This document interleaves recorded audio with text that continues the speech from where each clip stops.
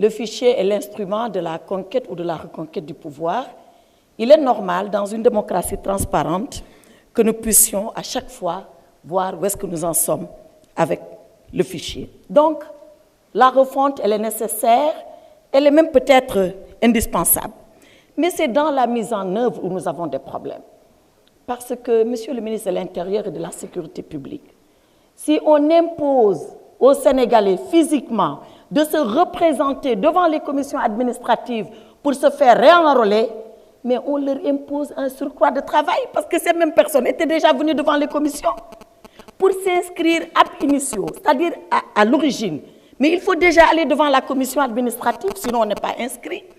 Pourquoi vouloir encore que ces mêmes personnes viennent reconfirmer leur inscription? Je crois que c'est un surcroît de travail. Et nous, les politiques qui sommes sur le terrain, nous savons déjà ce que ça peut coûter de faire enrôler les gens.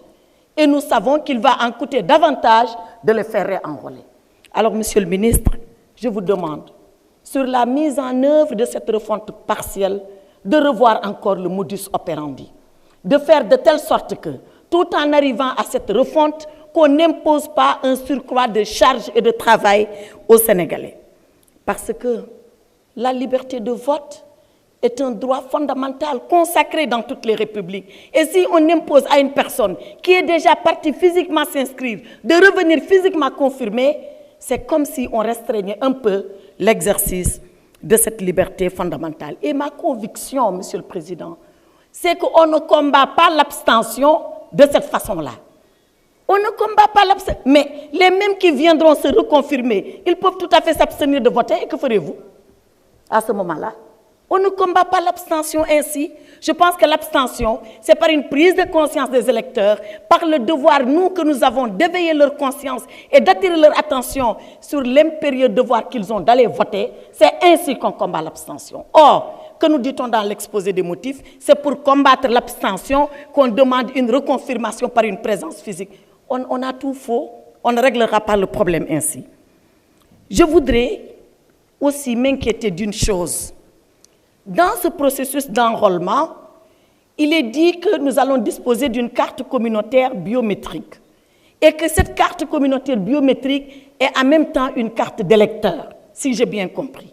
Or, la carte communautaire, elle concerne beaucoup de ressortissants de la CEDEAO. Quelle est la garantie que nous aurons que seuls les Sénégalais détenteurs de la carte biométrique seront les électeurs?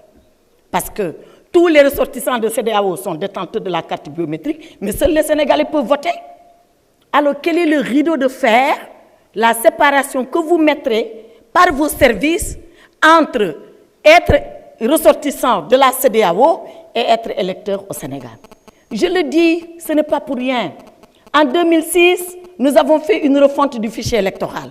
On a dit, quiconque s'inscrit détiendra la carte nationale d'identité. Mais on a vu ici des non-sénégalais qui sont partis voter parce qu'ils avaient la carte nationale d'identité. On l'a vu parce que et sénégalais, et c'est là que je rejoins le ministre Abdoulaye Makhtar Diop, et sénégalais, celui qui remplit les conditions du code de la nationalité, article 1, n'est pas sénégalais celui qui est détenteur de la carte biométrique. Et sénégalais, article 1 du code de la nationalité, tout individu qui est né au Sénégal d'un ascendant au premier degré qui lui-même y est né. Le code combine deux conditions, le jus soli et le jus sanguini. Le jus soli, c'est être né sur le territoire, c'est le droit du sol. Le jus sanguini, c'est être né de parents sénégalais, c'est le droit du sang. Il y a du pays qui n'applique qu'une seule des versions, les États-Unis, le Canada. Vous êtes né, vous êtes national. Il y a d'autres pays qui n'appliquent que le droit du sang, et il y a des pays qui combinent les deux, c'est le Sénégal. Donc, distinguons entre être sénégalais et être électeur et ressortir de la CEDEAO et disposer de sa carte communautaire. Je crois que si les garde-fous sont pris, on peut être efficace, mais je veux qu'il y ait de véritables garde-fous à ça. La nationalité, comme on l'a dit, manipuler ces concepts-là avec beaucoup de prudence.